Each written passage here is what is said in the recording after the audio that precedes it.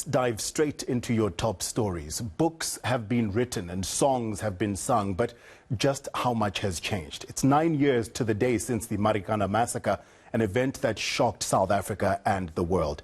As the 2012 Lonmin mining strike reached fever pitch in the northwest town, thousands of workers rallied on the now notorious Kopi. But riot police converged on the scene too and opened fire with live ammunition. The bodies of 34 men lay in their wake. Investigations, as well as a commission of inquiry later, and still there's no justice for these victims' families.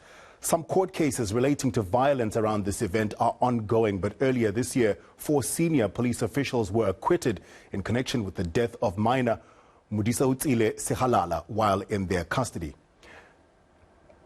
A wreath-laying ceremony will be held on the Kopi in Marikana to honor the 34 miners who died on this day 9 years ago. Our reporter Slindelo Masikane is there and she joins us now live. Sli, thanks for joining us. What's the atmosphere like in Marikana this morning? I think anyone can imagine that there's quite a somber mood. You can tell as you're driving into the town that, it's just one of those days that bring about a lot of emotions for many of the communities here, as well as loved ones who were left behind following the massacre that happened almost a decade ago. And it seems just quite sad that even as we acknowledge and remember this day, those families still don't have justice.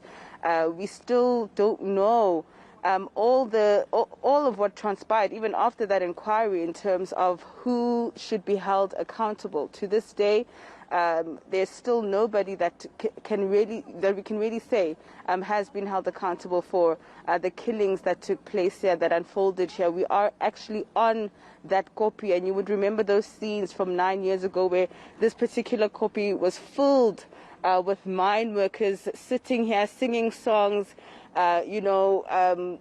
trying to get their concerns and their issues around their working conditions to be acknowledged. And what we saw unfolding here on this Kopi were those tragic scenes of mine workers who were shot and killed with live ammunition. We understand that the ammunition and the weapons that were used that day are typically used during warfare. And miners were shot and killed with R5 rifles here. 34 mine workers. We are expecting a wreath-laying ceremony to take place later on today. We understand, of course, that there is an official event taking place in Johannesburg. But what my colleague Mokhomoti Setuki is going to be showing you now is just across from the Kopi.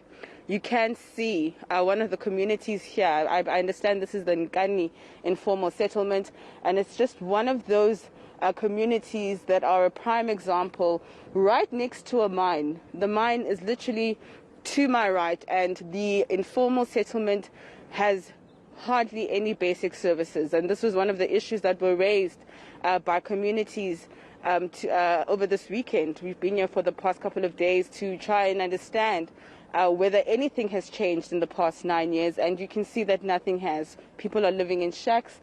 People have to get water in buckets. Electricity is also somewhat of a luxury on itself, and you can see that this community is right next to the mine, right next to this particular Kopi, yet there's absolutely no development that's taken place here. So, Sli, what can we expect at the wreath-laying ceremony a little bit later today? Who will be there? Who will be speaking?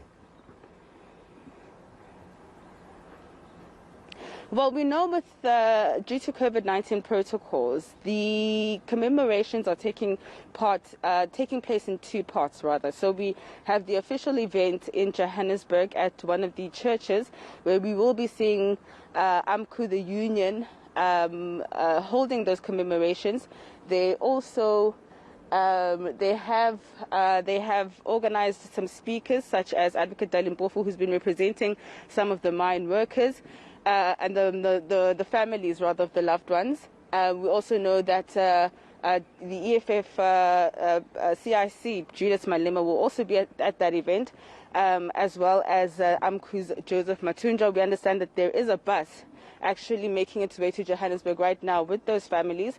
So that event will also be taken virtually. It will start at around midday this afternoon, and then the wreath laying ceremony will take place here at the Kopi. And so those visuals, we will be bringing you those visuals, and those commemorations are expected to take place from later this afternoon. Slee, reading and going through some of the victims' families' stories, it makes for absolutely chilling reading. Have you managed to speak to any of the victims' families or any of the miners who were injured 9 years ago? And what have they said to you, if you have managed to speak to any of them? Certainly so. It's what we spent most of yesterday doing. In fact, I was trying to get in touch with some of those families. And you know, what's very interesting, I think people would expect that the community here in Marikana would be very much willing to speak and voice some of their issues and their concerns and the trauma that they're still living with. However, when you are here, you get a sense that people are just so fed up with some of the empty promises that have been made by those in positions of power.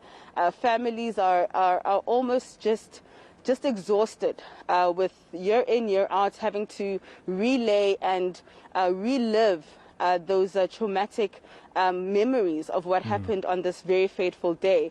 And what we understand is that those here, those left behind, the communities here, all they want are those promises to be fulfilled, and for the area to really be developed to a point where those who are here are actually living in a decent environment. And the survivors are saying that government is going to have to really introspect on what happened here and how it should never happen again. Slindelo Masikane is out in Marikana in the northwest, 9 years on from the massacre of miners at that mine. Now,